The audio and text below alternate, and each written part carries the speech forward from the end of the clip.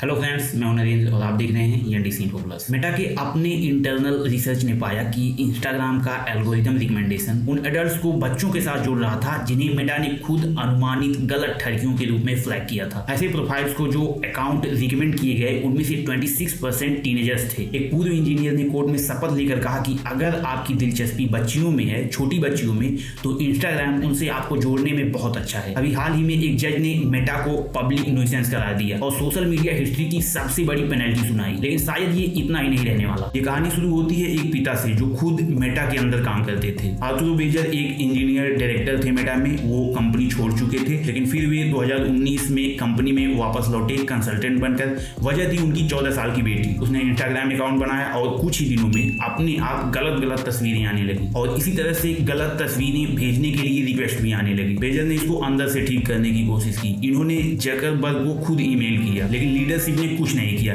इन्होंने कोर्ट को बताया कि कंपनी के लीडरशिप का रवैया ही see no evil hear no evil वाला है, यानी कि ऐसी जानकारी का सामना ही न करो जिसके लिए कड़े और महंगे फैसले लेने पड़े। और फिर एक बड़ा कॉन्टेक्स्ट सामने आया। न्यू मैक्सिको की अंडरकवर इन्वेस्टिगेशन में पता चला कि चाइल्ड एक्सप्लोटेटिव कंटेंट फेसबुक और इंस्टाग्राम पर पॉर्नहब और ओनली फैंस से भी 10 गुना ज्यादा है। 3 दोषियों को इसके लिए गिरफ्तार भी किया गया। और अब आती है सबसे हैरान करने वाली बात पर। क्या मेटा को ये सभी चीजें पता थी? जी हाँ, बहुत कुछ पता था। 2021 में हुए इंटरनल बीफ सर्वे में सामने आया कि 13 से 15 साल के बच्चों में से 19.2% ने पहले हफ्ते में ही अपने आप गलत चीजें देखी। 13% को तो अपने आप सेक्सुअल एडवांसेस मिले, यानी कि प्लेटफॉर्म इस तरह की चीजें जानबूझकर रिकमेंड कर रहा था। हर 3 में से एक बच्चे ने बुलिंग भी देखी। लेकिन मेटा की पब्लिक कम्युनिटी स्टैंडर्ड रिपोर्ट में आया कि 0.02 से 0.04% में ही इस तरह की चीजें थी, यानी कि असली आंकड़े से 1000 गुना कम। बेजर ने इन पब्लिक नंबर्स को पूरी तरह से मिसलीडिंग बताया। 2019 के एक इंटरनल टेस्ट में पता चला कि ठगियों के प्रोफाइल को जो अकाउंट रिकमेंड किए गए उनमें से 26% टीन्स थे। 2020 की एक इंटरनल चैट में सामने आया कि ठगियों और माइनर्स के बीच जो वायलेटिंग कनेक्शंस बने उनमें से 80% इंस्टाग्राम की रिकमेंडेशन फीचर से आया। जज ने अपने फैसले में ऐसे ही कई फैक्ट्स को बेस बनाया। ये वही फाउंडेशंस हैं जिस पर कि पूरा केस खड़ा हुआ। अब इन सब के बेसिस पर जज साहब को एक फैसला करना था कि क्या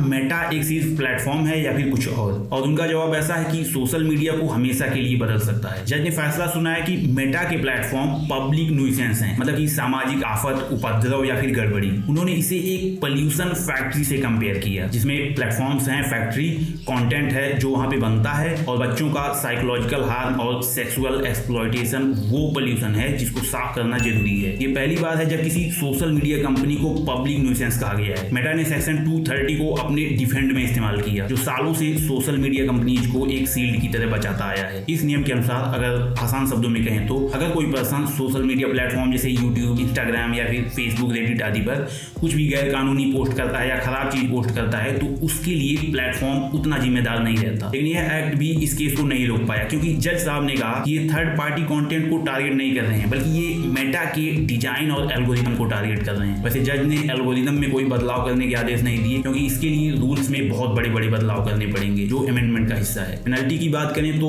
$567 मिलियन की पेनल्टी लगी है, जिसमें से 420 मिलियन सिर्फ ट्रीटमेंट के लिए हैं। इसके ऊपर मार्च में ही $375 मिलियन का पेनल्टी लगा दिया गया था, तो कुल मिलाकर $942 मिलियन की पेनल्टी मेटा के ऊपर हो चुकी है, जो अगर इंडियन करेंसी में देखा जाए तो लगभग 9000 करोड़ रुपए होते हैं। लेकिन मेटा ने 2026 के सिर्फ Q2 में $60.8 बिलियन का रेवेन्यू जनरेट किया, जिसमें से $15.85 बिलियन इसके इनकम थे। मतलब कि जितना पेनल्टी मेटा पर लगा है, केवल 3 महीने की रेवेन्यू मेटा की उससे 65 गुना ज्यादा है। तो सोशल मीडिया हिस्ट्री की जो सबसे बड़ी पेनल्टी है वो मेटा के लिए एक हचके से ज्यादा कुछ नहीं है। लेकिन बात सिर्फ यही खत्म नहीं होती, क्योंकि पेनल्टी के साथ जज ने कुछ बदलाव के भी आदेश दिए हैं। एक कोर्ट एक टेक कंपनी को कह रही है कि अपने प्रोडक्ट्स को फिर से डिजाइन करो। ऐसा पहली बार हुआ है। बताता हूँ कि कोर्ट ने क्या क्या ऑपरेशनल बदलाव करने के लिए कहे हैं। पहली तो 18 साल से कम यूजर्स के लिए फेसबुक और इंस्टाग्राम पर 90 आवर्स की मंथली लिमिट होनी चाहिए और नोटिफिकेशंस को रात के 10 बजे से लेकर सुबह के 7 बजे तक और स्कूल के टाइम तक, मतलब सुबह के 8 बजे से लेकर शाम के 3 बजे तक मेटा द्वारा पुश नहीं किया जाएगा। माइनर्स के लिए लाइक काउंट्स बाय डिफॉल्ट छिपे रहेंगे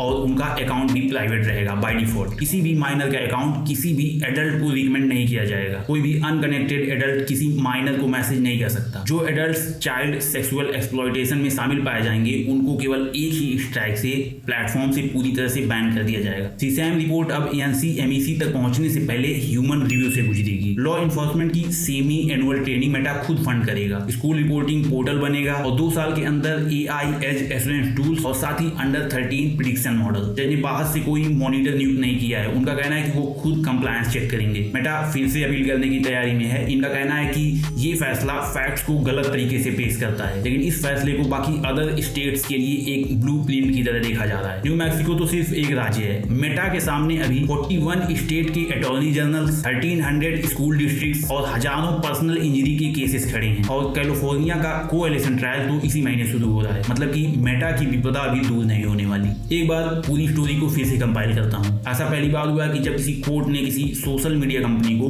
पब्लिक न्यूसेंस कहा है, और ये तो सिर्फ पहला डोमिनो है। 3 महीने पहले मई 2026 में मेटा ने अपना पहला बेलवेदर केस सेटल किया केंटकी के ब्रेथिट काउंटी स्कूल डिस्ट्रिक्ट के साथ। करीब 1200 कंसोलिडेटेड फेडरल केसेस में से एक। मैसाचुसेट्स की सुप्रीम जुडिशियल कोर्ट ने कहा कि सेक्शन 230 एडिक्शन से जुड़े स्टेट के क्लेम्स को नहीं रोकता। यूएस की सुप्रीम कोर्ट ने भी मेटा के वेलमाउंट वाले अपील को सुनने से इनकार कर दिया। मेटा अभी टेनेसी के बीच ट्रायल में है। कैलिफोर्निया का कोएलिशन ट्रायल इसी महीने शुरू हो रहा है। न्यू मैक्सिको के इस फैसले को एक ब्लूप्रिंट की तरह लिया जा रहा है और बाकी स्टेट्स इसे देख रहे हैं। तो मेटा के लिए जो विपदा है वो बहुत घनघोर है, क्योंकि जब एक कोर्ट किसी सोशल मीडिया कंपनी को पब्लिक न्यूसेंस कहती है और इसे पोल्यूशन फैक्ट्री बताती है तो ये कोई छोटी बात नहीं है। लेकिन क्या 9000 करोड़ रुपए का फाइन और यूसेज लिमिट उस कंपनी को बदलने के लिए काफी होंगे जो हर 3 महीने में 6.25 लाख करोड़ रुपए कमाती है? लेकिन ये तो अभी कोर्ट को डिसाइड करना है। मेटा अभी फिर से अपील करेगा। ये फैसला सिर्फ न्यू मैक्सिको पर लागू होता है। बदलाव आने में तो शायद साल लग जाएं। लेकिन एक बात तो तय है कि एक जज ने